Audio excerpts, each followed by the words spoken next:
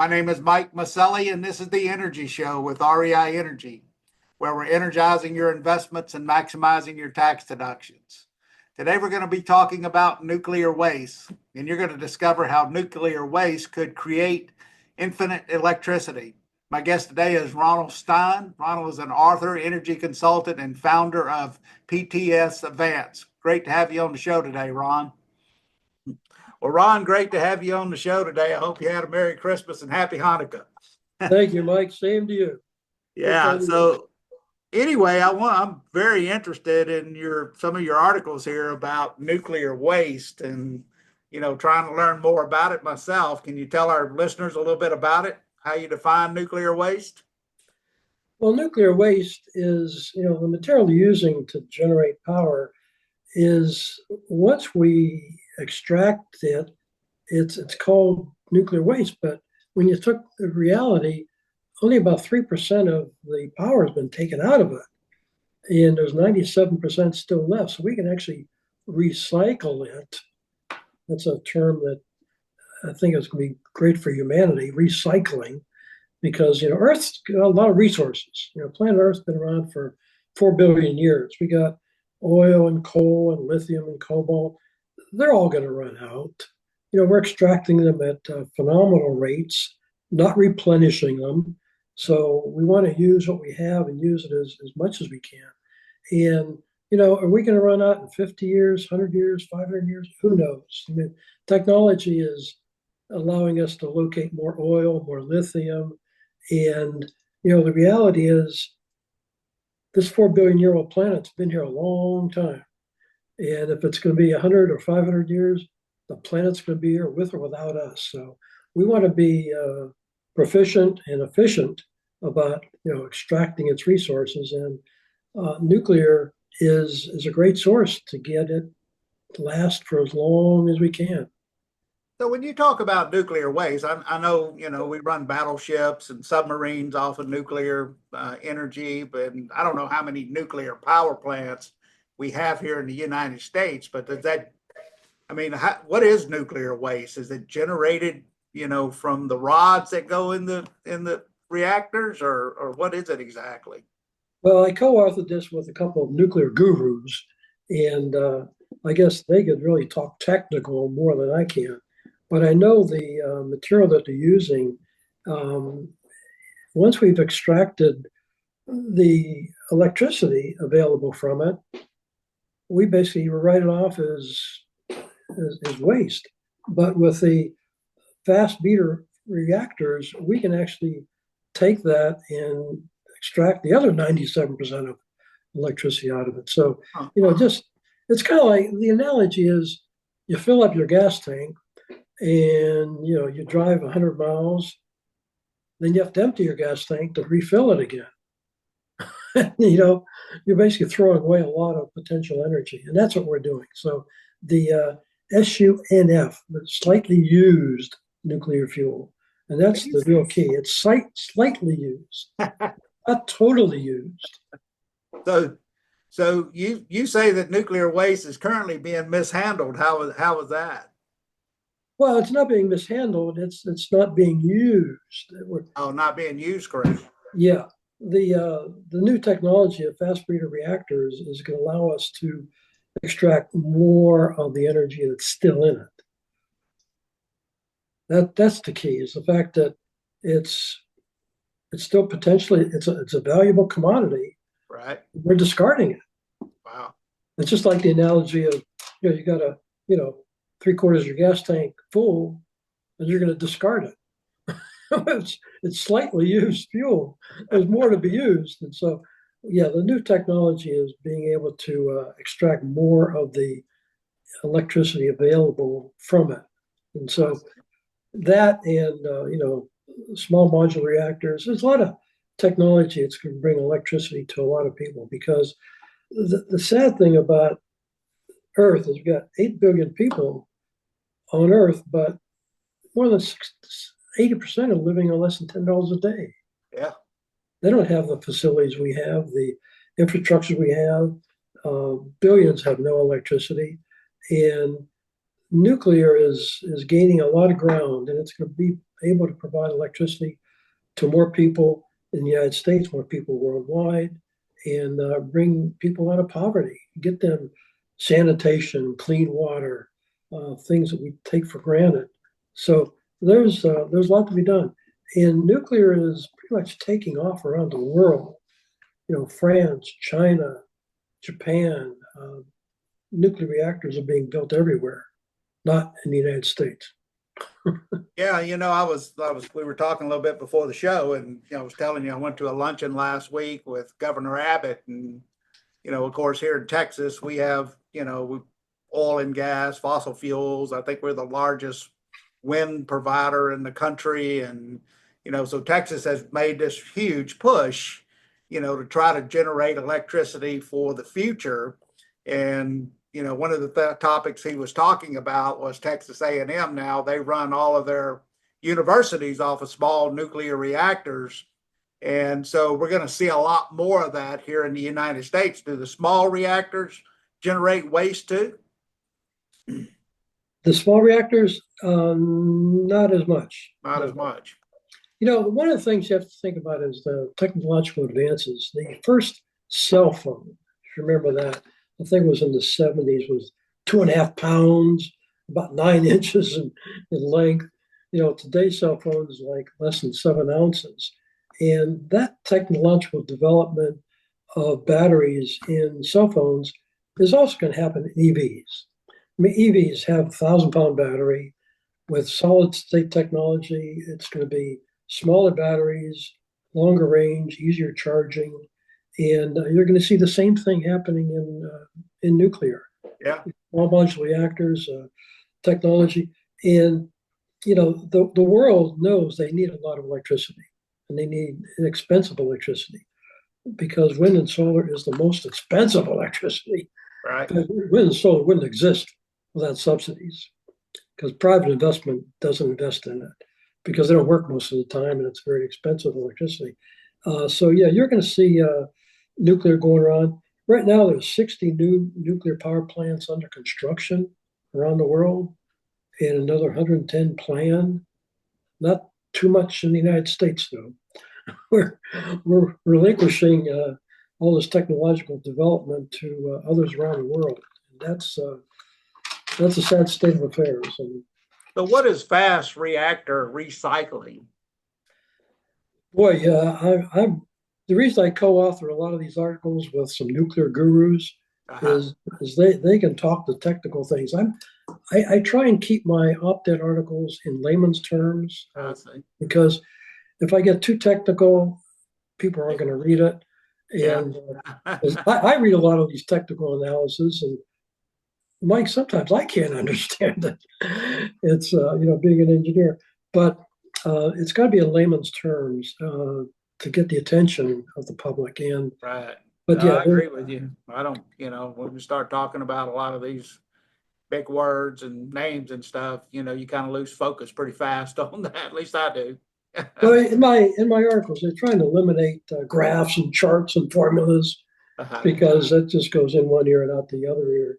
And so, yeah, there's a lot of technological developments, and that's the key. And it's those technical gurus that are going to drive this industry. And yeah, if we get the financing and approvals, regulations, but yeah, I think the fear factor in the United States is basically allowing foreign countries to really take control of the technological developments, and we got to get that back. Maybe the new administration will be helpful in making that happen. Well, I think they're definitely going to push, all forms of energy. And I agree with you. A lot of these politicians that were critics of fossil fuels, they're also, why are they against nuclear? I mean, is it because of fear? Well, the one thing, Mike, you have to understand is they do different things. Wind and solar does something totally different than fossil fuels. Wind and solar, they refer to wind and solar energy. Mike, wind and solar is not wind energy. Wind and solar is only electricity. Yeah. The only thing they can make is electricity. They can make no products whatsoever. Now, you take fossil fuels, you got coal, natural gas, and oil. Now, coal and natural gas is heavily used to generate electricity. Oil, on the other hand, is never used to generate electricity. In fact, oil is black tar. It's cruddy black tar, useless, unless you can throw it through a refinery and, in a refinery, they beat it, they heat it, they crack it, they do all these crazy things. Then you get all these oil derivatives and makes all the products. Mike, we got 6 ways today of generating electricity. You got wind and solar, hydro, nuclear, coal, natural gas. All 6 ways to generate electricity came after oil. The light bulb was made with oil because all the pieces and parts, the wire, the insulation, the computers, the upholstery, and the cabinets, it's all made from the products from oil. People want to get rid of oil. Well, you get rid of oil, you get rid of electricity. And so that's something that is, oil's not going to go away. We've had 200 years to replace it, been unable to do it. I was interviewed on a New York TV station once, and they said, "Hey, Ron, we understand you're pro-oil." I said, "Wait a minute, time out. I'm not pro-oil. I'm pro the products we get from oil." Products have made society the way it is. And if there's another way to make those products, I'm all for it, but we've yet to find that. And so I don't see oil going away in the very near future because, like I say, we've had 200 years to find a replacement and been able to do it. And, when you think about it, everything that needs electricity, the iPhone, the iPads, the computers, et cetera, is made from the products from oil. And so, you have that situation. You get rid of oil, there'll be nothing that needs electricity because a wind farm can't make an iPhone, can't make insulation, can't make asphalt, can't make anything. It just generates electricity. Yeah. Electricity can charge my iPhone, but it can't make my iPhone. Yeah, you got to have fossil fuels in order to make a lot of those items, right? Exactly. And it's allowed our longevity to increase, our quality of life to increase. And yeah, it's a miracle piece of natural resources. But we have to be, we just because we have it, we can't, like this slightly used nuclear fuel, we just can't arbitrarily trash it because the earth will run out of it sooner or later, be it, 50, 100, 500 years. But our 4 billion-year-old planet's going to be here with or without us. Yeah, I mean, we have a lot of, different types of equipment that run off of diesel, like in the oil and gas industry. Of course, you have drilling rigs that obviously use diesel fuel to generate electricity and, stuff like that. So I see there's a big benefit for these small nuclear reactors or this nuclear waste that you're talking about, not only in, other industries, but, in the oil and gas industry. I know in our industry, and, we've made big strides here in the last several years on hydraulic fracturing. Now they are using natural gas that, to frack the wells instead of running their big pump trucks off of diesel. So, the industry has gone cleaner and cleaner. But you say with this nuclear waste, it's even going to be another fuel that offers unlimited electricity, which would be, obviously beneficial for everyone. Yes, we'd like our, children or grandchildren, great grandchildren to enjoy the same, lifestyle we have, and using the resources of planet Earth without replacing them is going to come back to haunt us at some point in time. So, yeah, getting, more out of what we have is going to be the thing, and we got to keep focusing on conservation and efficiencies. And this slightly used nuclear fuel is a great thing for the electricity side of it. We haven't got the replacement yet for the products, but so we want to use the oil as best we can, and I think we're doing a pretty good job of it. And if we can do more recycling, yeah, that would be beneficial too. Recycling, because you can do. I've got an article coming out next week about recycling and using that to help generate electricity. Recycling what? What was that again? Waste, just waste, just natural waste. Yeah. And yeah, I looked into that industry before where they were using cooking oil and different types of biomass in order to generate electricity. And at the time, it really didn't make economic sense. But I guess as things move forward, so a lot of that stuff starts to. Right. Well, the small modular reactors, that's pretty exciting because, you get the military in these god awful locations, they could have unlimited electricity with a small modular reactor. You Yeah. could serve a community of, thousands, 100,000s, whatever, and you can size it for the community you're serving, and it's going to be a game changer.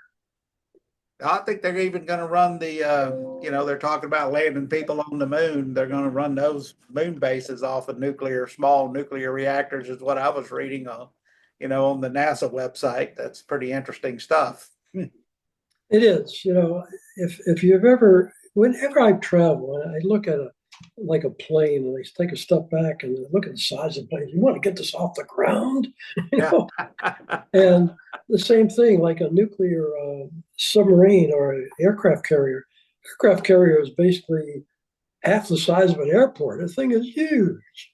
Yeah. And you think, God, you're going to get this to move? And you can do it without fuel, oil fuel. It is amazing. And yeah, technology is moving at warp speed. And it's exciting that we're in this day and age to experience it. Yeah, no, and it's really beneficial. I guess the first time I really understood how important electricity was. We were drilling down in Argentina, and we were 32 miles into the rainforest where we were drilling a pretty deep well. In fact, we had to bring it in with a rig, by helicopter in order to drill it. And there was a village at the bottom of the hill, and of course, they got most of their electricity from hydroelectric. When obviously, but during times when they had droughts and stuff like that, they had a lot of brownouts. Right. And they even told stories of how people, obviously died because of these brownouts because they couldn't get proper medical attention. And so it was really a big deal when we went in and drilled. We made one of the largest, deepest discoveries in Argentina. And so it really benefited the village. Oh, it wasn't really a village; it was more of a town. And but it really benefited that whole area. So for people that here in the United States, we grow up and we're used to just flipping a switch and our lights come on, unless you live in California, obviously. But here in Texas, I mean, most of the time we could just flip a switch and our lights come on. We don't have to deal with brownouts and stuff like that. Yeah, here in California, we keep shutting down all these power plants. And, Yeah. yeah, California, we got the most expensive electricity in the country now. Yeah. And the interesting thing is we shut down the coal-fired power plant, but California imports more electricity than any other state in the country. And Yeah, some of that, I had a guest on last week where he was in the train industry, and they're talking about not letting diesel trains into California anymore. They're going to have to stop at the border and then move it by electricity. great concept, great concept. Yeah, in fact, some of the electricity that we import into the state is from coal-fired power plants Yeah. out of the border of California. I always joke that Governor Newsom only breathes California air. If it's outside the border of California, he doesn't care about that. Yeah. Yeah, it's funny how California's probably the prettiest state in the whole country, and it's really been destroyed by a lot of people there that are politicians. I have two things when I talk about Newsom, two sentences, and there's a 1 second pause between the sentences. I say Governor Newsom is doing a fantastic job, pause, of killing the California economy. Yeah. He couldn't do a better job. Yeah. And of course, you don't see him, dealing with all that, right? He's just built him a new mansion, I think. We have, He's it's happy interesting. about it. He's beating up on fuel, oil. Yeah. And it's interesting. He's exempt from all those extra charges. Oh, yeah. When he goes to work in Sacramento, he's chauffeured in a gasoline vehicle. He's not paying for the gas. Yeah. And I'm sure it's not an electric vehicle, right? What? No, he should be setting an example, but he's not. Well, he needs to get out of the way and let people, make a living and, use what resources California has. California used to be one of the largest producing states in the country for oil and gas. And, Well, you bring up a very interesting situation because the oil embargo happened in 1973. In 1973, California was pretty much independent. Right. We provided enough oil production in the state, plus Alaska, to meet 95% of the needs of the state. Well, today, because of the constant reduction in production, they've been successful. We've reduced production, but demand keeps going up. So from 1973, we were 5% dependent on foreign oil. Today, California is more than 60% dependent on foreign oil to run the state. They don't mind using. California is a big state. We have actually 9 international airports within the state and 41 military airports in the state, 3 of the largest shipping terminals in the entire country. Wow. Basically all being run by foreign oil. I mean, we're basically a national security risk for the entire country. Yeah. So what does Newsom want to do? He wants to reduce oil production. Give me a break. Make everything more expensive for everybody else, right? Exactly. Yes. And they don't mind using diesel-powered ships to ship that oil from South America up there either, do they? And well, again, all those that's okay. sensitive reefs that y'all have. That's outside the borders of California, so that's okay. Yeah, I can imagine. He doesn't breathe those emissions. They're offshore. Yeah, I know. I mean, California used to be, I don't know if they were the #1 producing state, but I know they still have a lot of resources, that obviously that could be developed, and kind of like New York, right? I mean, they've got a lot of the Marcellus Shale up there in southern New York, and they don't want to drill it.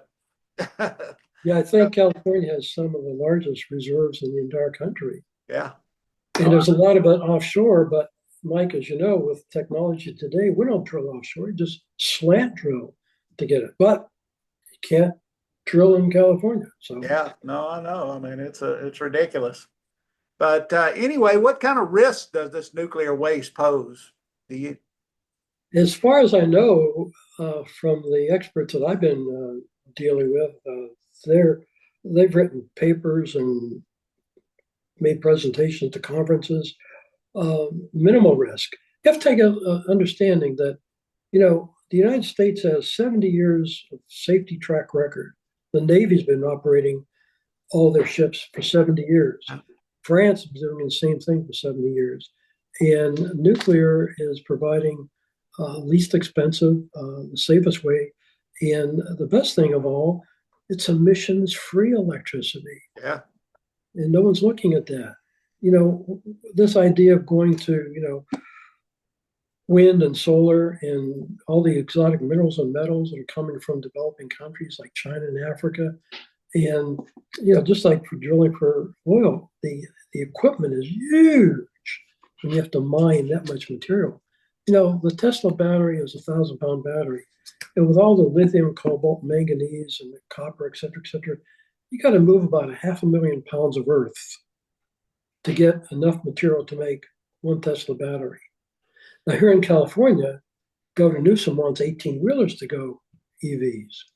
Well, an 18-wheeler has a 16,000-pound battery. Wow. So you got to move 8 million pounds of earth with heavy-duty equipment that's not electrically driven. So it's amazing. Then you got to transport it by ships, across the world, and it's yeah. I mean, they don't talk about all the the heavy equipment and run by diesel it takes to mine those minerals, and not even to what it'll do, I guess, to the highways, right? I mean, can they even hold that kind of weight? It's interesting. It puts more weight, more wear and tear on the road. Yeah, yes, it's going to be tough on the road.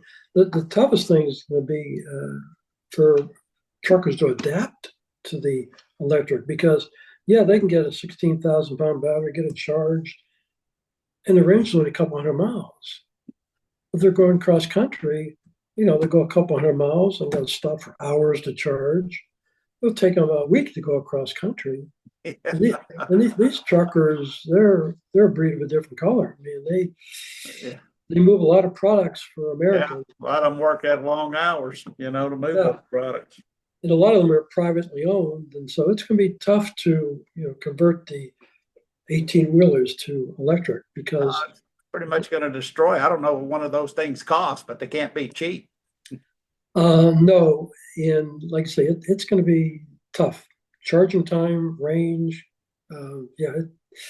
I was reading an article the other day in the Wall Street Journal. I think that Rivian, or what is Rivian, I guess, the electric car company, Yes. that Biden just dumped $6 billion in. They were losing like $130,000 a car. Well, the tough part about EVs is the elites have bought them. The elites will continue to buy them. Yeah. But Mike, we're running out of elites. Now we're getting down to the common folk. Yeah. And that's going to be a real challenge to the whole industry. And having government mandate winners and losers, that's the beginning of catastrophe. And they have chosen the EV as the winner and the gasoline vehicle as the loser. And it's going to be interesting as we approach here in California by 2035, you can't buy a gasoline vehicle. Back when I was doing business in Argentina, I mean, probably 80% of the cars ran off of natural gas. I mean, you pull up to the service station and fill your car up with natural gas. And, I guess that was a lot cleaner than running off of gasoline. I wonder why we don't use more of that here in the U.S. Probably not enough natural gas because we got a lot of vehicles here in the United States. Yeah. And that might be a distribution. Supply and demand might be probably the cause.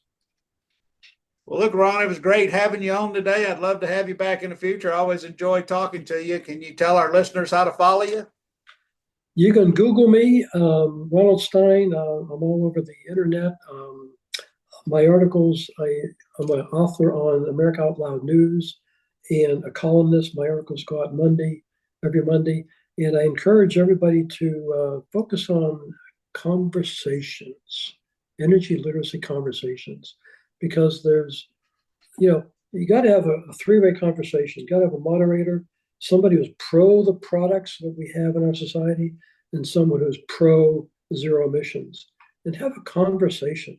Because Mike, there's no silver bullet answers. Yeah. And we basically, in fact, I've got an article coming out January 6th with about 15 open-ended questions for teachers, students, family members, for the office. Got to have a conversation, because this idea of picking winners and losers is not the way to solve our challenges. And we have the wealthy countries, the only ones going green, and that's the sad part, because wealthy countries like the United States, UK, and Germany, they've tried it, right? well, Germany was first to try it. They now have the most expensive electricity in the world.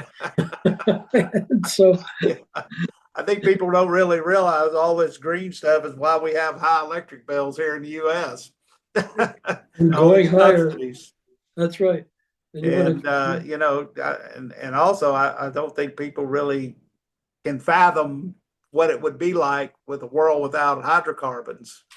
I mean, because, we enjoy some pretty nice things here in the United States, but if that ever went away, then, it would put us back to the dark ages. Well, that's one of the questions. Take a look in your office, your house, the hospital, the airport. Try to identify one thing that was not made from oil. Yeah. And, we get rid of oil, we get rid of airports, we get rid of hospitals. This didn't exist 200 years ago.